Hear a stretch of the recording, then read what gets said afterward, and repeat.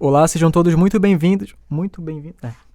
Olá, sejam todos muito bem-vindos a mais um episódio do COPcast, seu programa de notícias e discussões sobre a Conferência do Clima das Nações Unidas, a COP30, que será realizada em Belém. Lembrando que esse programa é produzido pelos alunos de Comunicação Social e Jornalismo para a disciplina Estágio Supervisionado da Universidade da Amazônia, sob a supervisão do professor Tiago Barros. Eu sou Caio Brandão, aluno de Jornalismo da UNAMA, e hoje eu estou aqui com meu parceiro de classe, o Paulo. E aí galera, tudo bem? Eu sou Paulo Ricardo, também aluno de jornalismo aqui da UNAMA. No episódio de hoje a gente tem a honra de receber o Matheus Botelho, ele que é produtor cultural e representante da COP das Baixadas, esse movimento que leva discussões sobre o clima, cultura e justiça social para os territórios periféricos de Belém. Matheus, seja muito bem-vindo ao COPcast. Muito obrigado, para mim é um prazer estar aqui participando e podendo colaborar com vocês. Matheus, para começar, explica pra gente um pouquinho o que é a COP das Baixadas e como surgiu essa iniciativa. Massa! A COP das Baixadas, ela surgiu em 2022, né? A nossa liderança, que é fundadora desse movimento, né? Que é o Jean Ferreira, o Jean do Gueto. Ele é lá do Jurunas, fundador do Gueto Hub, um espaço cultural incrível, que trouxe uma outra lógica também para o bairro do Jurunas, né? Uma outra visão. E entendendo que a partir da cultura, a partir dessas conexões, ele foi construindo esses espaços e entendendo também como ocupar, né, essas conferências internacionais. Ele foi para a primeira conferência internacional em 2022, que foi a COP27, que aconteceu em Sharm el-Sheikh, no Egito. E já foi com algumas reflexões, né? A ideia era, tanto debate climático acontecendo de uma forma global, como a gente ainda não está discutindo isso aqui dessa forma, né?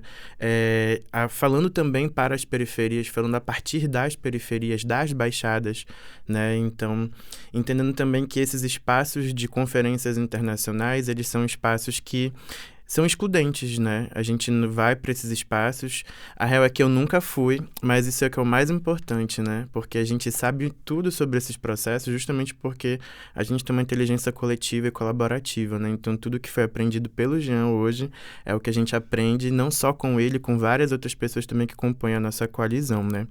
Mas antes de chegar nesse lugar, que eu já fui falando outras coisas no meio, né? Retomando ali para como nasceu a COP das Baixadas, né? Então, o Jean foi com essas reflexões, né? Como é que eu vou para um espaço internacional desse e o que é que eu vou trazer para minha comunidade, né?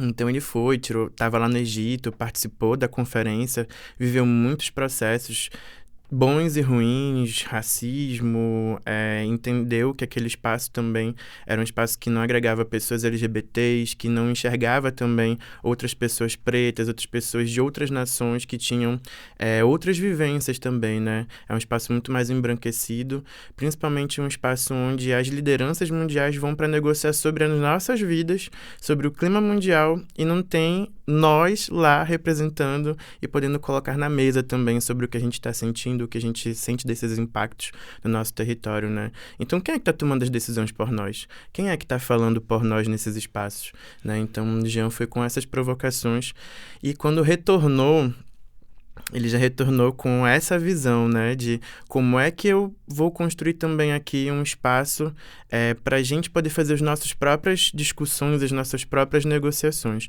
E, inicialmente, a COP das Baixadas seria a COP da Baixada do Jurunas. Só que, quando ele chegou aqui, encontrou vários outros coletivos e parceiros e organizações que também estavam fazendo esse mesmo trabalho, mas que ainda não se nomeavam ativistas climáticos, mas a gente falava de cultura, a gente falava de comunicação, a gente falava de mobilidade urbana, de transição energética, através de bibliotecas comunitárias, através de passeatas, bikeatas, enfim, diversas formas de ver e enxergar o problema do clima dentro da nossa vida, do nosso território. Mas a gente não se intitulava ativistas climáticos, né?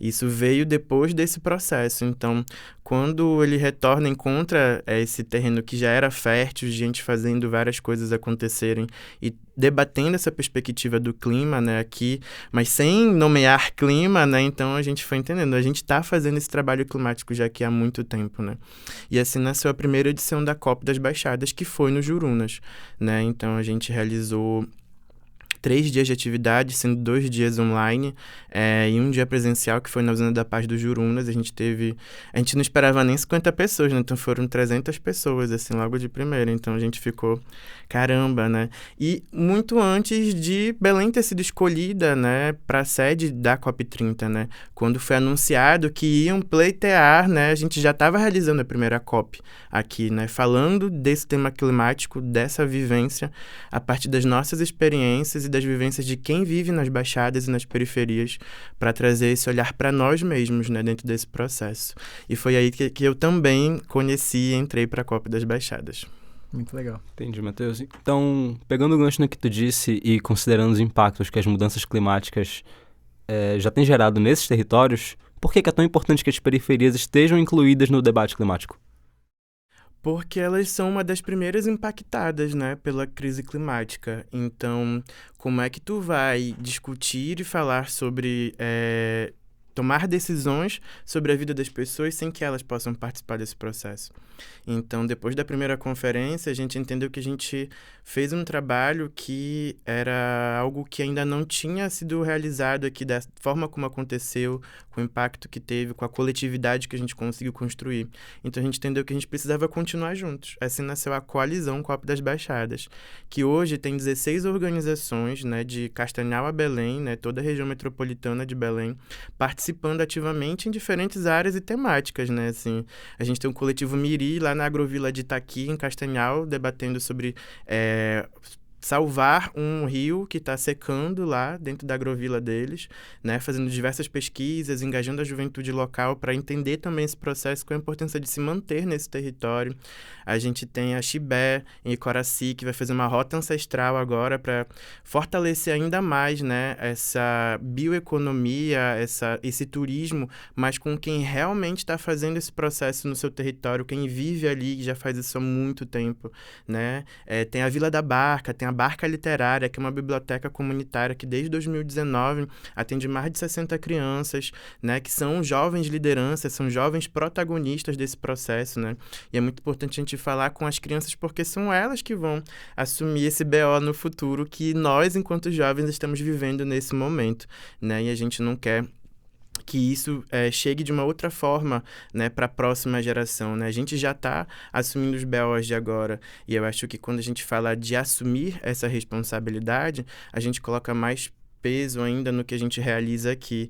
E isso, muitas das vezes, é uma faca de 2 gumes pra gente, né? Imagina você ser uma pessoa preta, você ser uma pessoa LGBT, você ser uma pessoa pobre, baixa renda, você ser uma pessoa que passa pelas suas dificuldades no seu território e ainda ter que sentir todo esse peso e responsabilidade de uma mudança que não depende unicamente e individualmente das minhas ações, né? Mas, assim, de uma coletividade, de uma ação política, né? Assim, que não vai mudar se a gente não tiver nós, pessoas que nos representam, que levem essas vivências dentro dos espaços de decisão política. Seja uma Câmara de Vereadores, seja uma Assembleia de Deputados Estaduais, seja a Câmara Nacional, Federal, Nacional, enfim, o Senado, assim como também os espaços multilaterais de debate internacional, né? A gente vive um novo contexto geopolítico hoje, que é muito importante da gente se atentar, porque tudo está mudando, né? Então, a gente já tem essa multipolaridade. E como é que isso afeta também a nossa vivência aqui nesse território, né? Então, a gente discute muito isso na segunda Conferência das Baixadas, né? Que foi ano passado, em março, a gente realizou na Ilha de Caratateuá, na extinta Fumbosque, né? Então, a gente fez na Fumbosque justamente para potencializar e fortalecer ainda mais. Foi uma grande disputa interna, assim, para a gente entender como é que a gente vai se deslocar das nossas periferias, que são continentais, que são centrais, para as periferias insulares, né? O que as pessoas nas ilhas estão vivendo e sentindo também, que a gente aqui não está sentindo da mesma forma, sabe? E isso é aqui no nosso território, né? Falando a nível local.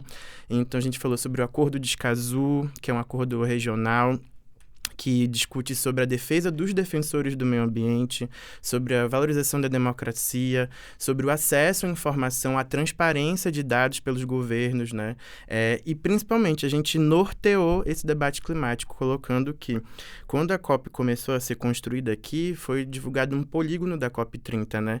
Onde estão acontecendo as atividades, lá do Porto Futuro até o hangar e o aeroporto. E o resto da cidade? né? Quais são as obras que estão acontecendo fora desse polígono? Essas obras, elas estão sendo benéficas para a cidade de uma forma em que isso alcance a população para que ela entenda quais são os impactos desse processo? Então, a gente discutiu tudo isso nessa segunda conferência e a gente construiu o polígono das Baixadas, né? Que são as periferias de Belém, região metropolitana, do Jurunas à Ilha de Caratateu, né? A gente fez um cortejo, a gente chama o poder público para sentar a bunda na cadeira e ouvir o que a gente tem para dizer no nosso fórum de desconferência, que é esse momento também onde a gente chama as lideranças locais para poderem falar sobre suas demandas, sobre suas necessidades, né? Olhar na frente, nos olhos de quem está no poder público, né? De quem são esses gestores municipais ou estaduais, para poder cobrar, né? Dizer o que é necessário dizer. E o poder público tem 2 minutinhos ali só no final para dizer alguma coisa, dar alguma resposta, às vezes falar besteira, ouvir também por ter falado isso. E eu acho que isso é muito importante, né, do movimento que a gente constrói. Nos 2 últimos anos, a gente conseguiu ter o prefeito, né, dentro do Fórum da Desconferência, ter secretarias municipais, ter vereanças participando, deputados, né, estaduais participando, que é esse momento de advocacy, né, onde a gente leva essas demandas. E eu estou falando isso porque é a forma que a gente está encontrando também de levar o debate das periferias para além das periferias também, para além das baixadas, né? A gente não quer sair assim, né? A gente quer construir uma narrativa para que isso alcance, inclusive a própria mídia, né? Porque se a gente for olhar o cenário midiático de como isso é divulgado, de como isso é abordado, é muito difícil você encontrar vozes protagonistas que estejam falando sobre a sua realidade sem que isso seja feito de forma estereotipada, né? Sem que tu seja o Favela Venceu, entendeu? O único que chegou até ali, que fez tudo, etc e tal, e que hoje a gente enxerga que isso não é um lugar que, se você está em um lugar de liderança, se você não tem a sua base, essa coletividade, qual é o respaldo que você tem, né? O que você está trazendo para a sua base? O que você está trazendo de volta para a sua comunidade? E aí, para terminar, quando o Jean estava lá no Egito, quando ele voltou, o que o pessoal chegou e perguntou para ele? O que tu trouxe para a gente do Egito? E hoje a gente está aqui, né, com uma coalizão de 16 organizações, com 2 conferências já realizadas, com mais de 1.000 pessoas impactadas dentro desse processo e na construção da nossa 3ª conferência nesse ano de COP30. Matheus, isso que tu estava falando agora é muito interessante e eu acho que isso que o Jean fez, que tu falaste, lembra muito um trecho de uma música do Emicida que diz: nunca volte para sua quebrada de mão e mente vazia. Então eu acho que é muito isso que ele faz. Ele vai para lá, ele participa dessas conferências, ele traz para a comunidade dele e também compartilha esse conhecimento, né, com o público. Agora, de forma mais opinativa mesmo, eu quero ouvir a tua opinião. Tu falaste sobre essa questão da COP ser muito mostrada dali da doca até o hangar, que é onde estão acontecendo as obras, enfim, que é onde realmente vai acontecer o epicentro dessa conferência. O que tu tá achando do modelo de desenvolvimento da cidade, que o Estado tá ali se estruturando para poder receber essa conferência? Qual a tua opinião e como tu acha que vocês podem acabar incluindo as comunidades nisso, além de todo esse processo da COP das Baixadas? Mas essa é uma pergunta bem importante, porque tem muita coisa acontecendo, né? E qual é o momento que a gente para refletir sobre o que a gente está vivendo no agora, né? Assim, eu acho que as coisas vão acontecendo muito rápido, principalmente no tempo que a gente tem hoje, né? O tempo midiático mesmo, essa vivência de muita informação, né? Essa infodemia que a gente vive hoje dentro da nossa vida, principalmente para nós que somos também comunicadores, que estamos nesse processo de fazer essa mediação midiática também, né? E de protagonismo de narrativas. Eu venho de um processo de construção enquanto ativista que venho da comunicação, né? Então, para mim, entender hoje o meu ativismo é entender também quais foram os anseios que me fizeram chegar até aqui, né? Assim, que são os anseios de ver mais narrativas descentralizadas, de ver narrativas periféricas, narrativas de pessoas LGBTs, assim como eu, de pessoas pretas, de pessoas com deficiência, que trouxessem e que vivessem isso, né? Que pudessem adentrar esses espaços e fazer isso com respeito, né? Eu acho que isso é o maior desafio que a gente tem, né, se a gente for parar para pensar. E eu falo desse olhar da mídia para chegar até o desenvolvimento que a gente quer construir, porque hoje a comunicação e a cultura e o clima são um triângulo que a gente não pode ignorar, né, assim, dentro desse processo. E então, para chegar nesse olhar do desenvolvimento que está sendo construído aqui, de um desenvolvimento de fato, né, que é um desenvolvimento que te desenvolve, que te afasta de um envolvimento que tu poderias ter enquanto sociedade, enquanto comunidade, enquanto território, né? E aí eu acho que quando a gente fala de bem viver, a gente está falando de um conceito, de uma cosmovisão também, que é muito trazida pelo Ailton Krenak, muito trazida por lideranças indígenas, lideranças quilombolas também, como Nego Bispo também, que trazia muito sobre esse processo, né, assim, de que a gente precisa olhar com outros olhos para a nossa relação com a natureza e com o meio ambiente.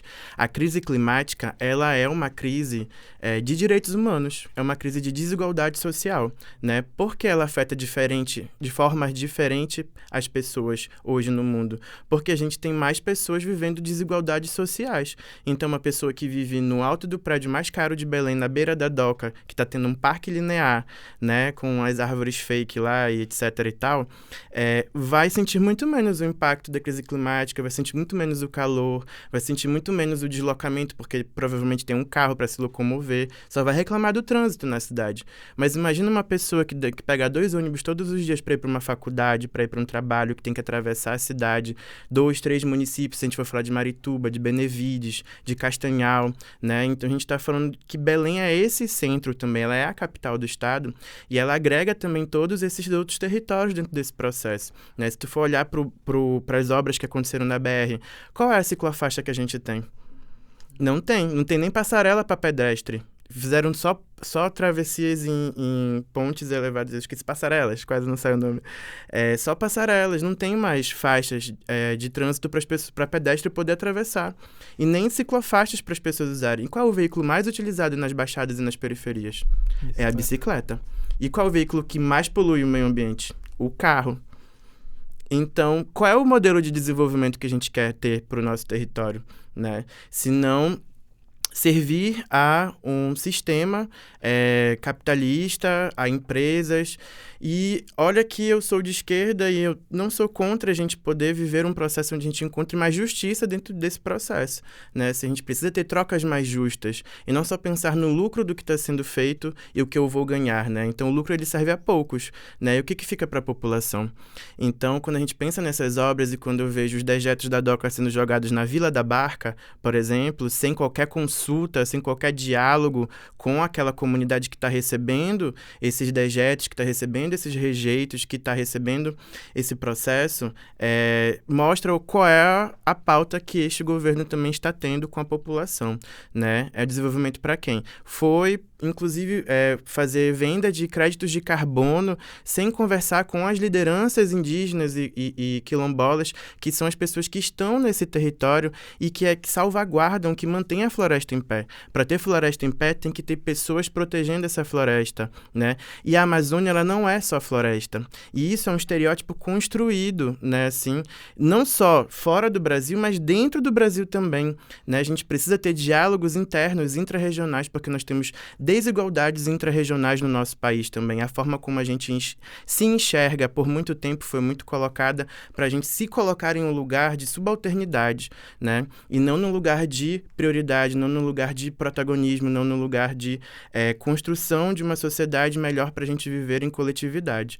Então, quando eu vejo esse modelo de desenvolvimento sendo construído, né, uma avenida derrubando várias árvores, por mais que seja embaixo de um linhão que já tinha feito esse processo, né, assim, imagina qual é a quantidade que vai abrir ali de latifúndios, né, o que está sendo colocado ali, né, toda essa indústria imobiliária, né, a indústria também dos automóveis, né, dos caminhões, das entregas, que também são importantes, né? Quando a gente fala de economia, a gente não pode ignorar todos esses públicos diferentes, mas a gente precisa encontrar qual é a melhor forma para a gente fazer isso sem que isso cause mais desastre ambiental, né, dentro do nosso território. Se a gente começa a desmatar todas as nossas reservas florestais em Belém, como vai ficar o nosso clima?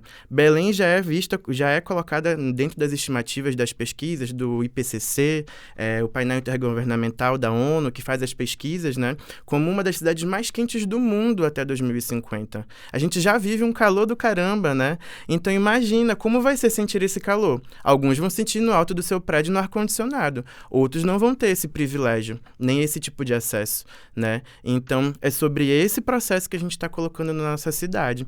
E o que a gente está fazendo para descentralizar esse processo, né? Para finalizar a minha fala, a gente construiu um dos projetos, né? 2 projetos, na verdade, da Coalizão COP das Baixadas, né? O primeiro deles é o Observatório das Baixadas, né, que é um observatório feito por cientistas das periferias e das baixadas daqui de Belém, justamente para a gente construir uma geração cidadã de dados. Como é que eu vou saber o que está acontecendo na periferia se não tem dados específicos, né, não tem dados sobre esse território? E quem é melhor para falar sobre esse território senão as pessoas que vivem lá? Né? Quando a gente pega uma pesquisa do IBGE, quando a gente pega uma pesquisa de desastres ambientais, elas são pesquisas mais gerais, elas são umas análises maiores, elas não são análises focais específicas em determinados territórios. Então, o trabalho do observatório é justamente esse, construir o mapa para mostrar que, olha, no IBGE que ele colocou, os Jurunas e Condor são a 9ª periferia, favela, né, como está no IBGE, mais populosa do Brasil, entendeu? Uma das mais populosas do Brasil é aqui. Belém e Manaus são as capitais mais favelizadas do Brasil, são mais de 50% da população que vivem. E o que coloca para que... Quais são os termos utilizados, né? Os dados que norteiam para que se coloquem nesse lugar, né?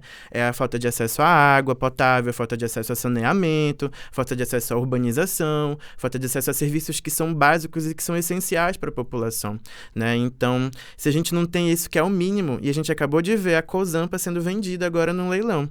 Será que é a privatização que vai trazer de fato essa mudança, vai trazer de fato esse esgoto tratado para os nossos territórios, para os nossos lares? Ou será que ela vai aumentar ainda mais a nossa tarifa, como a gente viu acontecer com a Equatorial, que antes era a CELPA e agora é Equatorial, e a gente continua a pagar a conta mais cara do país, uma das mais caras do país, e nós somos um dos maiores produtores de energia a partir das nossas hidrelétricas, que também trouxeram vários impactos ambientais desastrosos para comunidades, como população indígena, como a população quilombola. E se você for olhar hoje, nesses territórios onde as hidrelétricas se instalaram, as periferias aumentaram ainda mais porque as desigualdades aumentaram ainda mais, né?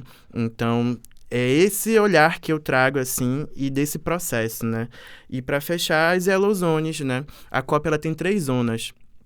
A zona azul, né, a Blue Zone, é uma zona mais fechada para chefes de estados, né, que vão tomar decisões ali. Então, ali só representantes de estados, né, são mais de 190 países que assinam, né, e estão junto nesses processos multilaterais da ONU, né. Então, é só eles que podem participar ali. E a Green Zone, que é um espaço que deveria ser da sociedade civil um pouco mais aberto, mas se você for participar dessas conferências hoje, a COP30 não vai ser diferente, o que mais tem são empresas, são startups, são lobistas, de mineradoras, como a gente vai ter aqui, porque elas que vão bancar a COP, inclusive, já estão fazendo isso nas obras, né? Vale, Hidro, Imerys, enfim, entre outras.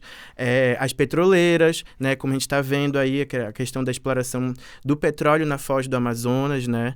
E isso é para dizer um dos pontos sobre transição energética, mas quando a gente fala da bike para ser utilizada, a gente está falando de transição energética também, né? Assim, então, as Yellow Zones, elas são um projeto para uma terceira zona, uma zona amarela das periferias, uma zona onde a gente está buscando descentralizar esse debate climático a partir da cultura, a partir do acesso à informação.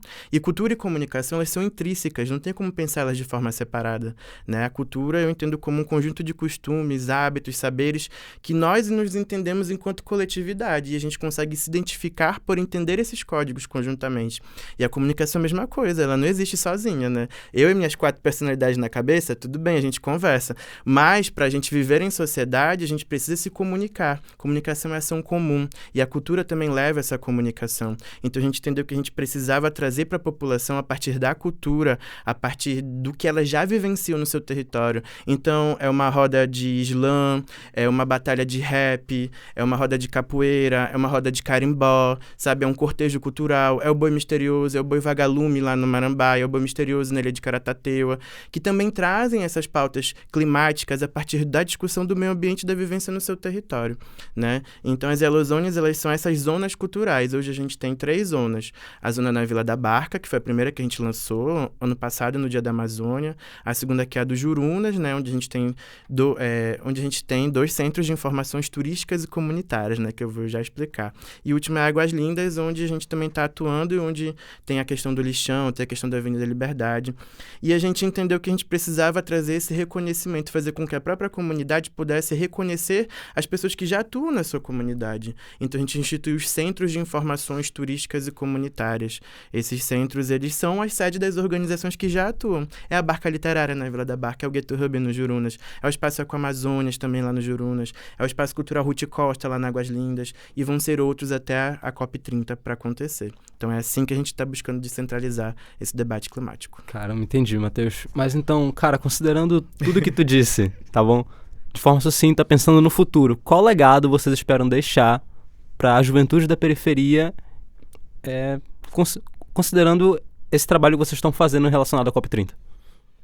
O legado comunitário que a gente quer deixar e que a gente entende como prioritário é justamente esse engajamento, é com que as pessoas tenham mais acesso à informação, é com que elas entendam o que de fato está acontecendo no seu território e que possam ter mais participação social política, né, nessas tomadas de decisão, né, nesses espaços de decisão também. Então, é engajar para que tenham novos jovens. Eu não vou ficar para semente, o Jean não vai ficar para semente, a gente também vai envelhecer, a gente também tem as nossas outras atuações, né, não que esse espaço que a gente constrói enquanto coalizão Copa das Baixadas não seja um espaço principal, mas ele precisa de renovação, como qualquer espaço, como qualquer política também, né? Nenhum político fica para semente. Senão a gente vai ver aí essas oligarquias, né? De passando de pai para filho, né? Envelhecendo no poder. E o que eles estão trazendo de melhorias de fato? A gente precisa entender o que a gente quer construir, né? E o que a gente quer construir é a renovação. O que a gente quer construir é que tenham mais pessoas, mais jovens, à frente com esse olhar, trazendo essa consciência para suas próprias famílias.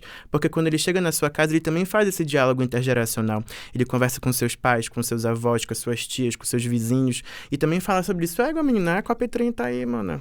O que tá acontecendo, né? Tu viu lá jogar o cocô da Doca lá na Vila da Barca? O que isso tem a ver comigo, né? Estão passando a avenida lá em cima do quilombo do Abacatal, lá na Nindeua. O que isso tem a ver comigo? Né? Tem um extinguindo da Fumbosque lá. Vários professores, né? Inclusive suicídios acontecendo, assim, por conta dessas retiradas de direitos, de mudanças políticas que não consultam a população ou consultam uma parte dela, né? E política também é isso, né? Quem vai pro poder é quem recebe a maior parcela de votos, né? Então, por isso também é importante a gente entender que a COP30 é esse ano, mas a eleição é ano que vem, né? E quais são os políticos que a gente quer manter no poder?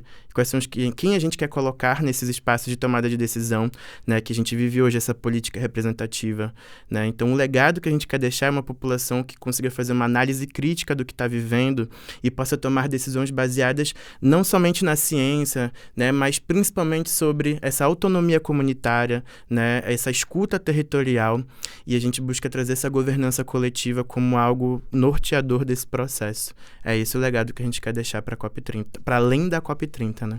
É isso aí, Matheus. Então, te agradecer.